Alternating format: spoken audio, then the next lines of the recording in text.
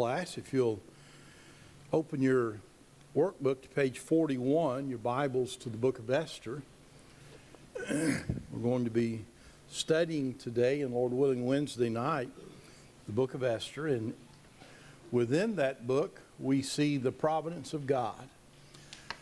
Probably this book is referred to as much as any when someone talks about the providence of God. You see God's hand all through what is taking place, but his name is never used in this particular book. But obviously, he is a tremendous part, not only in this book, but throughout the Bible as well.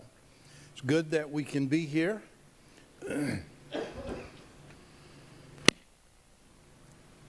That was me. Let me go ahead and come down here. If anybody, and I know this is you're not going to see it, but if anybody sees the clicker walking around, it's always where I put it. I just didn't. I put something on top of it. Let's bow, please, for a prayer. Our God and Father in heaven, thank you so much for allowing us to be here this morning. We're thankful that it's the Lord's Day, the first day of the week. We're thankful that you have designed so that we as your people can come together and worship you. We can be edified and encouraged and strengthened. As we go throughout our study this morning, please be with us. Help us to handle properly your word, to gain from it what we need, to be able to see the applications in our life. Be with those who are not here, who would like to be here, who are not feeling well. Give them the health that they would like. Be with those who are not here because of spiritual weakness. We pray for them and pray that you would strengthen each of us spiritually, that we can do better each day and serve you acceptably. Forgive us. Please continue to be patient and long-suffering toward us. In the name of Christ we pray. Amen. All right, as we begin the book of Esther, we go back and we talk for just a minute about what we were in the middle of, and that is the returns that were taking place after the Babylonian captivity. We've already looked at Zerubbabel in our past lesson. 536 is when his return happened. And then Ezra will return in 456. We're not quite there, but we're about there. And third under Nehemiah. Gives us a book, or gives us a map in our book. Here is the empire of the Medo-Persian. How many provinces did it say that he was over? 127, I think, is right. But you can see the great expanse of that empire. Now, I did this for myself. Maybe you can say I don't have it as large as I have on the other things. Let me just come over here. We began in the book of Ezra. It was telling us about Cyrus, the king. And it was Cyrus that God had stirred up his spirit and said, send them back to Jerusalem. And so we read this in the book of Ezra. That's the reason I have that in red. And Zerubbabel is the one who leads that return in 536. The next king was the son of Cyrus the Great, Cambyses. And during his reign, and this is what I couldn't get my mind to think straight Wednesday night. During his reign, the temple building ceased. After him was Darius, is referred to sometimes as Darius the First or Darius the Great. And during his reign, the temple is completed. And we studied about Haggai and Zechariah. Those were the two prophets that were sent to encourage and to kind of prod the people on to complete the temple. I have down there below that Ezra 6:15. It was in the 6th year of Darius, which would make it 516, when they started rebuilding or got back on building the temple. The next king is the king we're going to be looking at this morning.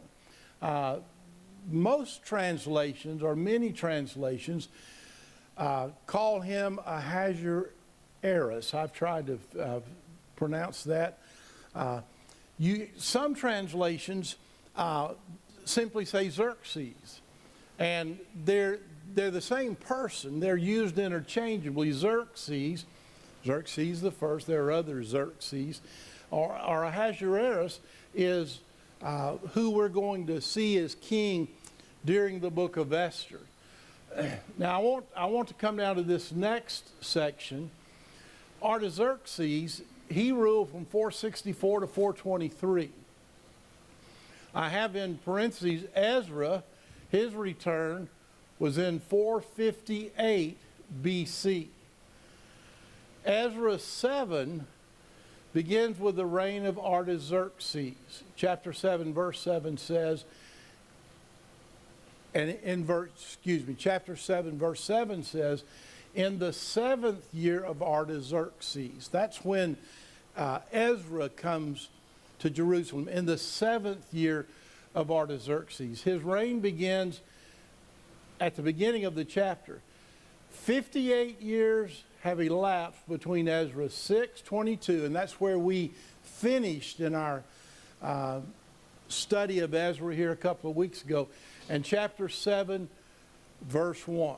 There's been a long span in between there. And Nehemiah returns in 458, but it's between this, it's after Ezra. Let me make sure I'm saying this right.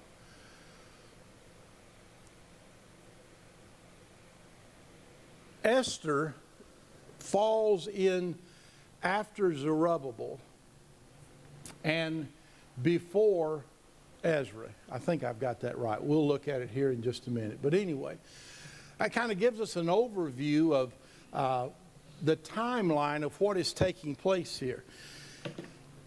Leon mentions in the lesson that the unique thing about Esther, though it falls in this specific time period, and here he says God is not mentioned. Maybe it's the next one. Yeah, the next one. It's during this time of returning and rebuilding.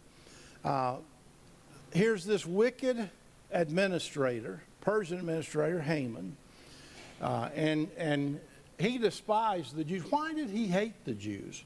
There are several reasons probably we can give, but what is as you read, is there anything just popped out at you? He was an Agagite. Okay, he was an Agagite, however you say that. He was, and we'll talk about who Agag was here in just a little bit, and that's exactly right. What other reason? And it has to do with the fact that, what did Mordecai not do that he wanted him to do? He didn't bow down to him like others were bowing down to him. Now, did they know Mordecai was a Jew? Obviously they did. They did. What about Esther? No, why did they not know she was a Jew? Mordecai said, you keep that under your hat right now. Now, what's the connection between Mordecai and Hadassah? Okay, it's his adopted daughter. Hadassah, if I'm saying that correctly, was Esther's name. And Esther's, it tells us that Mordecai's uncle, Esther is his daughter. And they were killed. And so Mordecai, he raises Esther. She is his. Not by blood, but she raises it. One of the things that he mentions here too, had Haman succeeded in what he wanted to do, then the lineage of Jesus would have been abolished. And it would have been terrible. And we see this in our history. When I say in our history, in recent history, not in this country, but we see the killing, the destroying of people just because they were Jews. But had this occurred, the lineage of Jesus would have been wiped out. I love what Mordecai tells Esther. I believe it's in chapter 4, when he hears what's going on and he's mourning and he's grieving, and he talks to Esther, and what does he tell her she needed to do? Go to the king and make an appeal on our behalf. And of course she says, unless he invites you or holds out the scepter, basically you're dead. And then Mordecai says something that I was referring to. What does he tell her? That's right. That's right. That's exactly. Number one, you're not going to escape. Don't think you're going to escape because you're here in the king's palace. And then at the end he says, who knows that God has brought you here for such a time as this. But he says something in between there that really interests me too.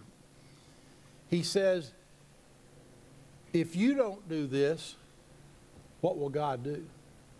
Let's look over there. Chapter 4, I think I can find it right off the top of my... Verse 13, Mordecai told them to answer, and Mordecai told them to answer Esther, do not think in your heart that you will escape in the king's palace any more than all the other Jews. For if you remain completely silent at this time, relief and deliverance will arise for the Jews from another place. In other words, Mordecai was confident that there was going to be a delivering of some of the Jews. And whether you do it or not, if you don't, you're going to lose your life. And then he says, yet who knows whether you have come to the kingdom for such a time as this. And that's probably one of the most thought of phrases as you read the book of Esther. All right, now having talked about that, we'll answer some questions from chapter 1. And please, if you have comments or questions, or raise your hand, and if I don't see you, call a name or something and get my attention. All right, where was the Persian capital? All right, Susa, or however that is said, Susa. We're told that was the capital of Persia. Who was present for the king's banquet?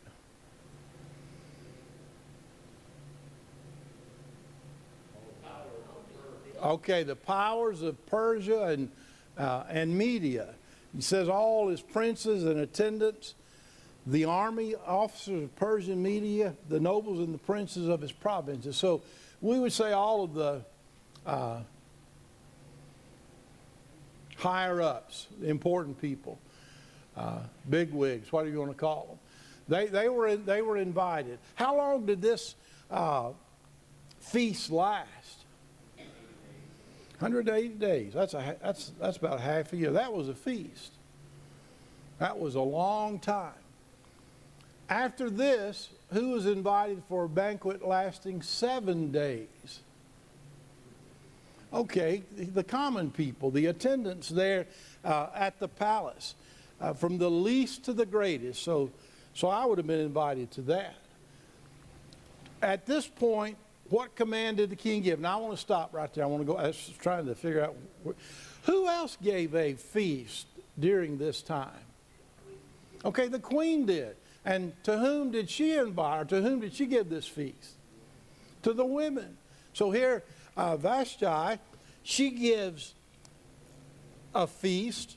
It says in verse 9, in the royal palace which belonged to King Ahasuerus. And I'm not saying that right. We're told in verse 10, on the seventh day, when the heart of the king was merry with wine, he makes a command. What command did he give? All right, he tells 7 of his, I believe they're called eunuchs, yes. 7 of his eunuchs to go and bring Queen Vashti before me. And why did he want to do that? He wanted to show her off. Make sure she is dressed in her royal crown, to show her beauty. In order to show her beauty to the people, it says she was beautiful to behold.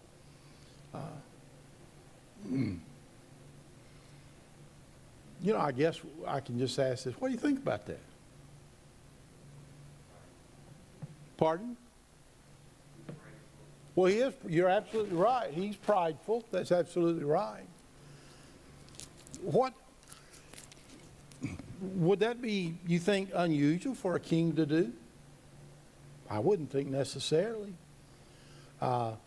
More than likely, the king, his queen, would be a beautiful woman.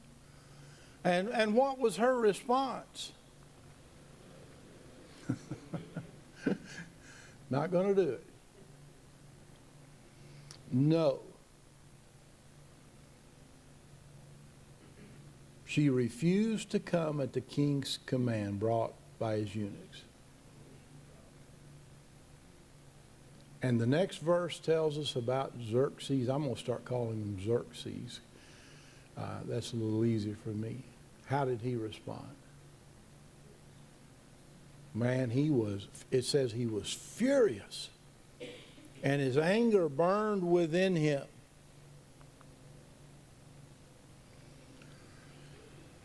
Well, he had some time. I'm trying to.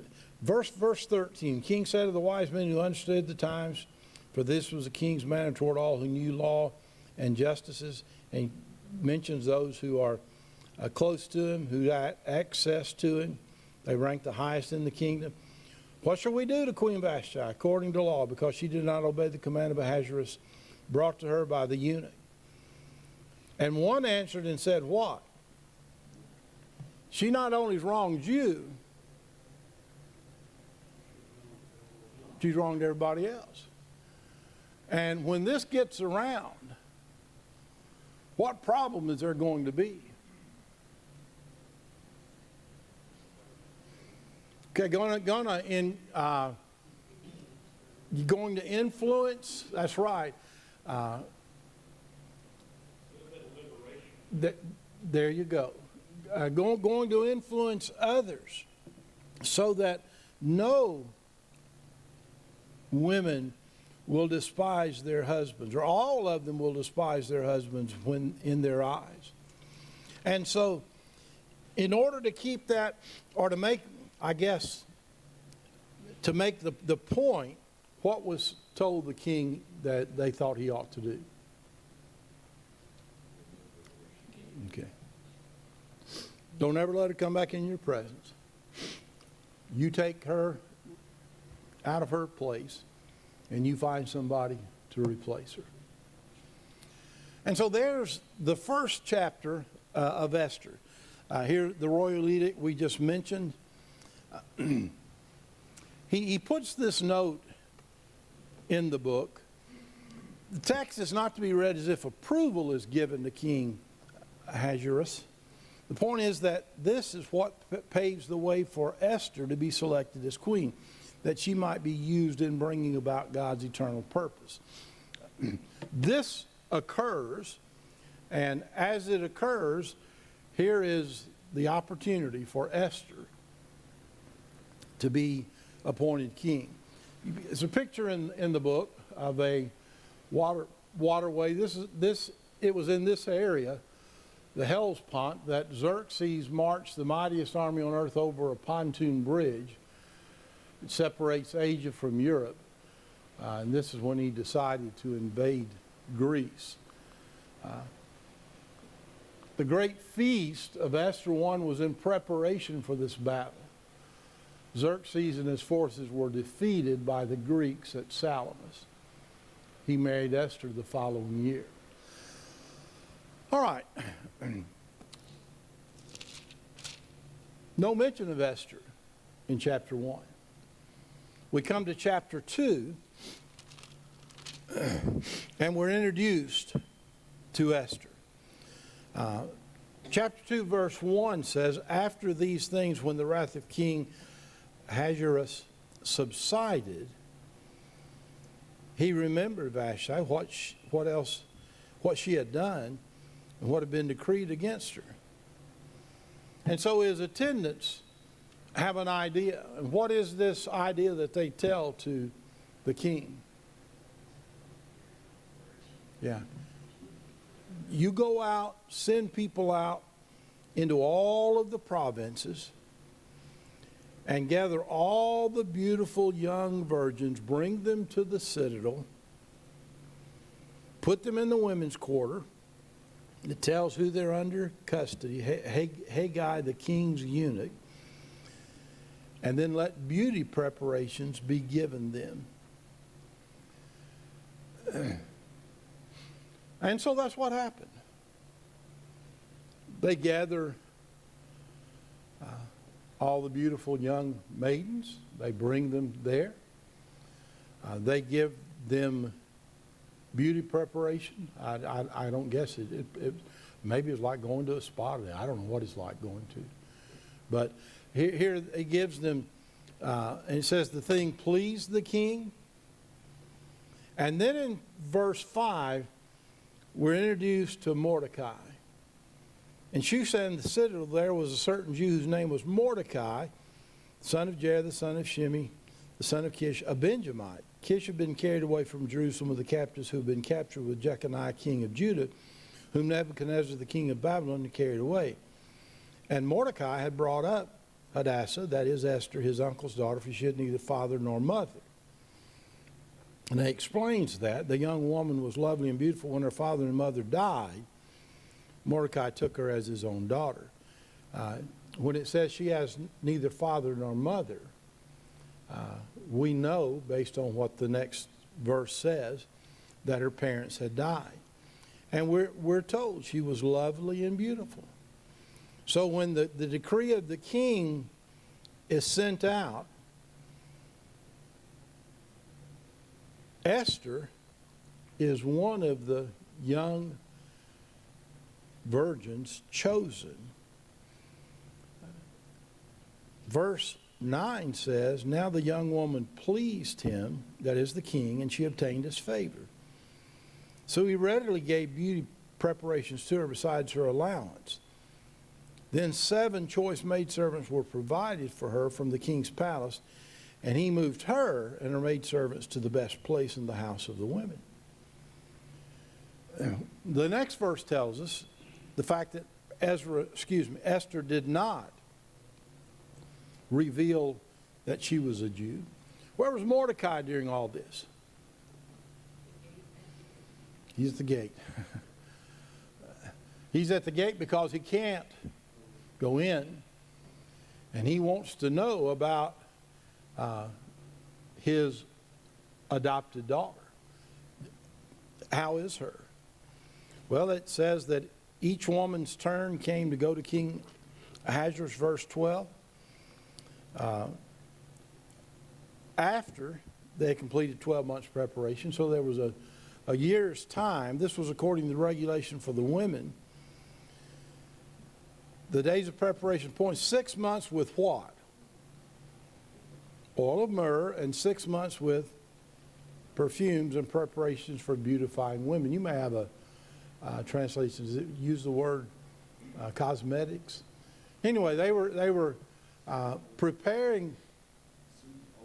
Okay, sweet odor. They were preparing these women to meet the king, and they were trying to get them spiffed up as much as they could before they went in to see the king.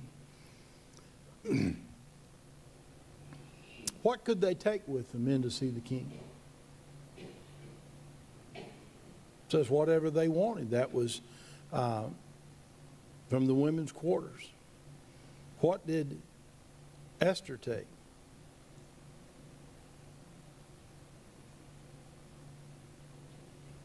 She didn't take anything.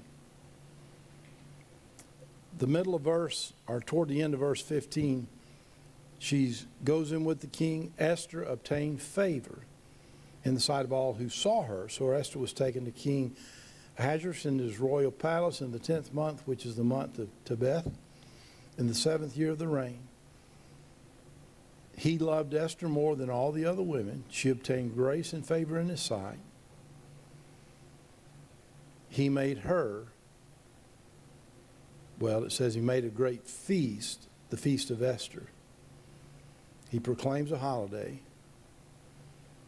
and she is made queen. Now there's something that occurs that we're told about there at the end of chapter 2 that plays an enormous part in how this plays out. And Mordecai happens to be the one who knows about it. What plot had been made against the king, and by whom? Okay, 2 guards, and what were they going to do? They're going to wipe him out. Mordecai hears this. Who does he let know? And what does she do? She doesn't just tell, but what does she say? I got this information from Mordecai. He's the one that is going to save the king's life. And so what happened to the 2 guards? They both were hanged. And then what took place was written in the book of the Chronicles. So now it's written down. 2 men going to kill the king. Mordecai hears about it, tells Esther. Esther tells the king. It's Mordecai who heard this, and so it's written down. Well, we're introduced to Haman in chapter 3. Let me see where we are here.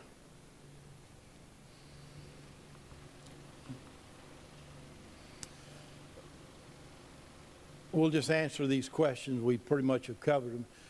At this point, had she revealed her Jewish heritage? And the answer is no. How long would the beautification treatments last? It was a year, 6 months of myrrh and 6 months with spices. The year now given is the 7th year of Ahasuerus' reign. Since he began to reign in 486, what year would it be now? All right, 479. The king set the royal crown on her head and made her queen instead of Vashti, verse 17. And then we just talked about how Mordecai saved the king. Pictures given of an Egyptian man in a Persian costume. This dates the later period of the Persian rule.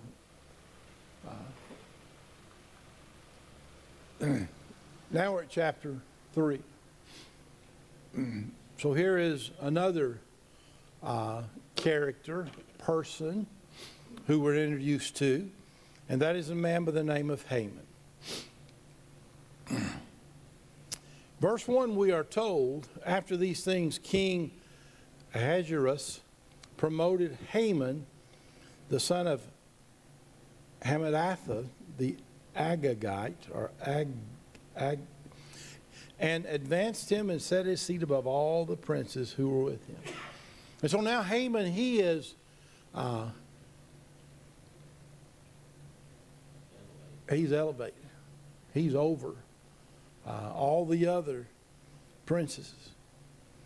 And we're told there in verse 2 that when all the servants went in and out who were within the gate, the king's gate, they bowed and paid homage or honor to Haman.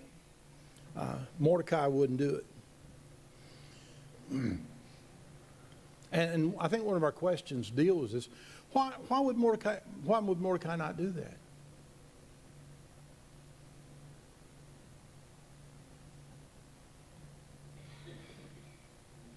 Well, the background of people, of his people, is what they've done to the Jews All right, because, for years, the way they were treated. okay, I think that's exactly right. Who are we to bow down to and pay homage to? There's another reason. He wasn't going to do it. But I think what Gary says is exactly right. He knew who Agag was. The Jews would know who Agag was because of the mistreatment and Agag was what people was he king over? Amalek. How Amalek had mistreated the Jews, the Amalekites. Well, the king's servants asked Mordecai, "Why do you transgress the king's command?"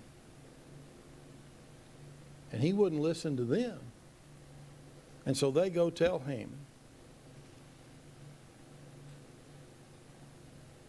And Haman is angered.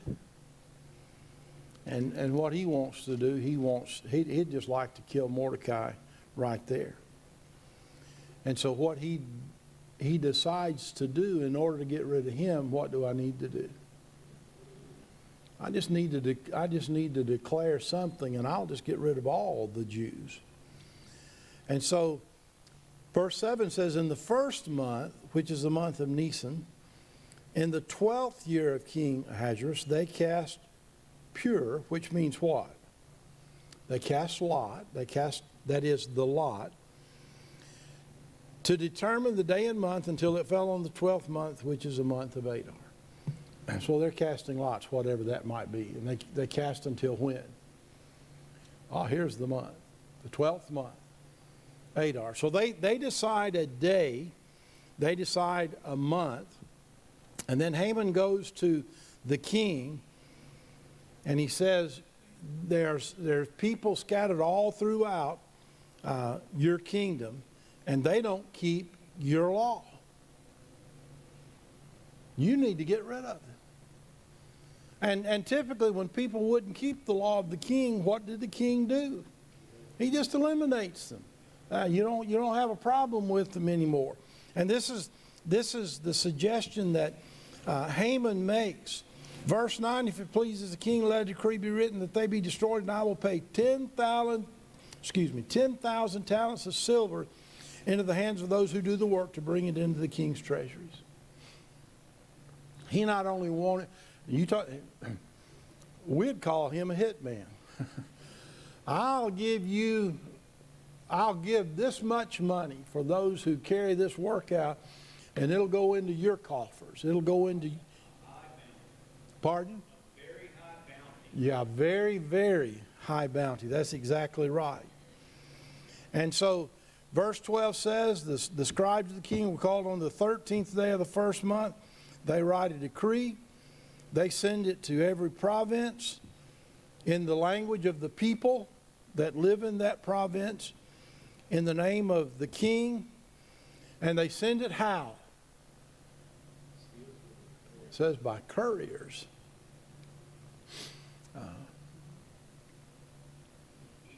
And what it says is you destroy, kill, annihilate all the Jews, young and old, little children, women. And this is how long it's going to take to do it. How long? You do it in one day.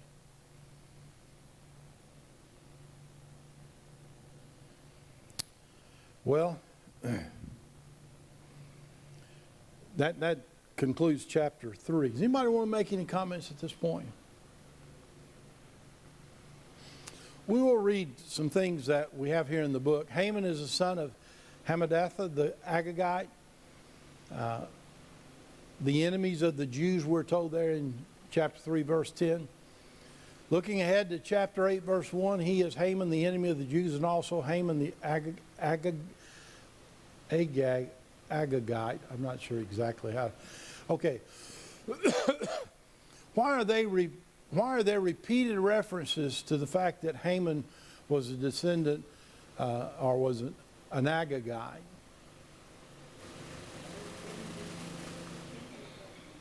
Okay, that's right.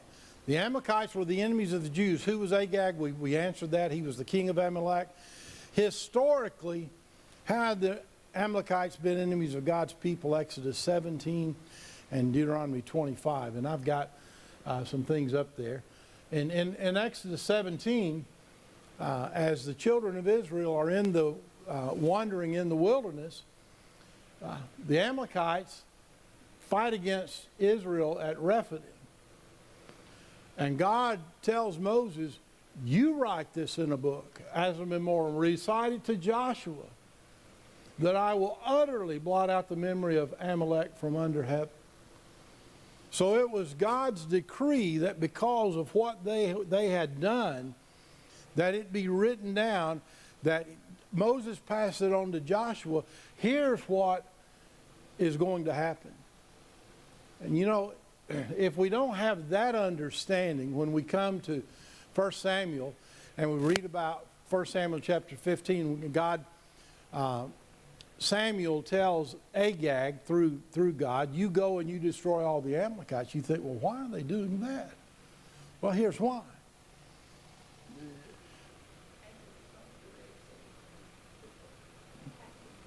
That's right. And here's what, that's exactly right, Pastor. Here's what Deuteronomy 25 says. Remember what Amalek did to you along the way when you came out from Egypt. He met you along the way and attacked among you all the stragglers at your rear when you were faint and weary and did not fear God. You know, he didn't, first of all, he didn't come up and say, okay, we're going to battle. He's coming in from behind. They're worn down. I tell you what that reminds me of. You ever seen animals after a herd of something, maybe a lion or some tigers? After, what do? They wear them out, but what do they do first? They separate them, and then they just run this one or two that's separated till they just can't go. That's right. That's right. Therefore, you know, that last statement, they did not fear God. Verse 19, therefore it shall come about when the Lord your God has given you rest from all your surrounding enemies in the land which the Lord your God gives you as an inheritance to possess, you shall blot out the memory of Amalek from under heaven. You must not forget. You think they'd forgotten? Had Mordecai forgotten? I don't believe he'd forgotten at all. And so this tells us more about who Haman is, and let's see.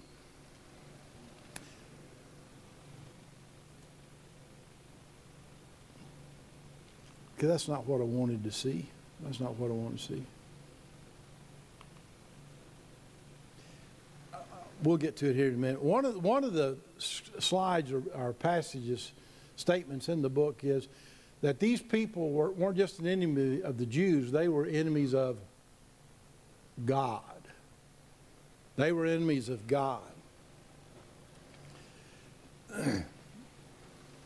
We've read about his plot to kill the king. Then the king took his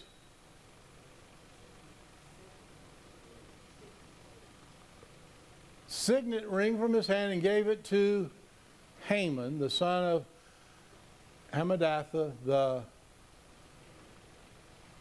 Agagite, the enemy of the Jews. Now, what was significant about this ring? If you had the signet ring and you sent something out, and here's the king's approval. That's right. The king's authority, his approval. And let's just mention this too. Under the law of the Medes and Persians, once the king said something, It could not be revoked. You couldn't change that law. And so here Haman now has this signet ring. The letters are sent out on the first month. The time was set for the 12th month. So here's nearly a year's time to get the message out and get everybody ready to do their job to take care of these Jews. Letters were sent by couriers to all the king's provinces to destroy, to kill, and annihilate all the Jews, both young and old, women and children, in one day, the 13th day of the 12th month, which is the month of Adar, and to seize their possessions as plunder. Chapter 4.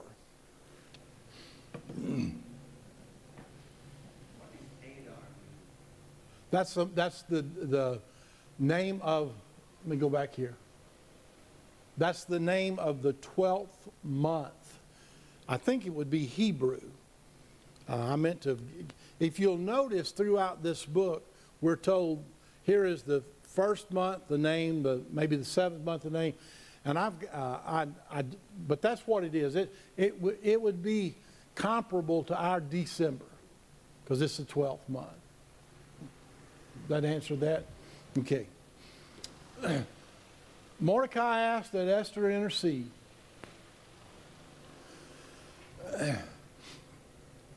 If you notice what verse 1 says there in chapter 4, when Mordecai learned that all that had happened, he tore his clothes and put on sackcloth and ashes and went out into the midst of the city. He cried with a loud voice and bitter cry.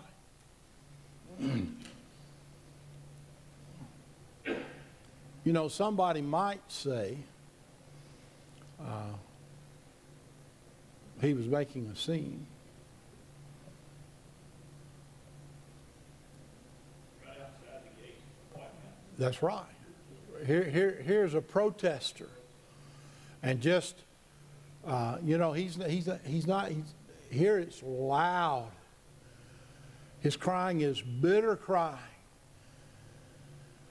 And so others are hearing and others are seeing. It says he went as far as the front of the king's gate.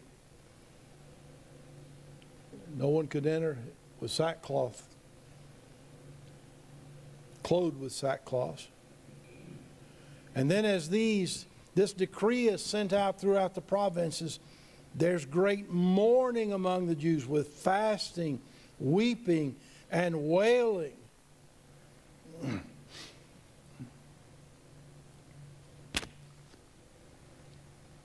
Yes, sir, Chris. Haman's plot to kill all the Jews is kind of like Hitler wanting to kill all the Jews. That's right. That's exactly right. Chris just said it's like Hitler wanting to kill the Jews. History kind of repeats, and that's exactly right. You know, I try to put. What would it be like if a decree was sent out by the president, or whomever? Well, that'd be who would be in authority in our country, or the governor, saying that everybody that lived in Morgan County on this day, Morgan County, Alabama, on this day, is going to be killed. And there wasn't anything you could do about it, you didn't think.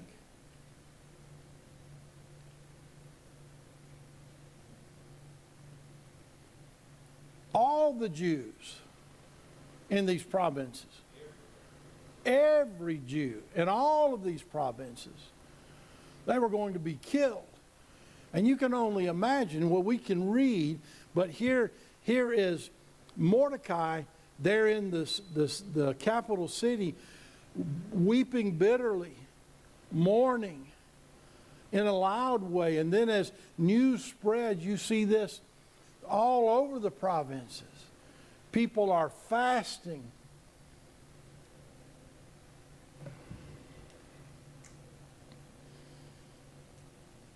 Verse 4, did Esther know what was going on? She didn't know. It says that her maids and eunuchs came and told her, and she was deeply distressed. And we're going to get to, our time's out. We're going to stop right here, but we'll pick up with chapter 4 and move through Lord willing, through the end of the book. Thank you so much for your participation, your comments.